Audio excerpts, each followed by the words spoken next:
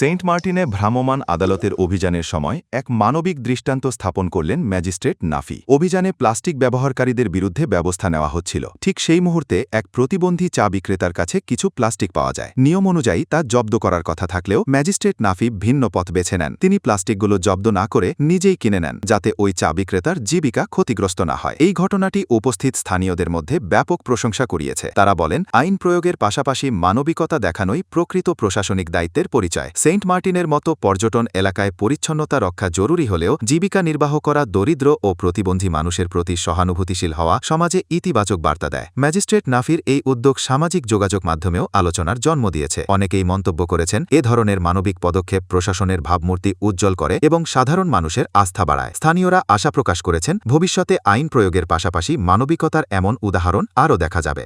Desk report, JTV news.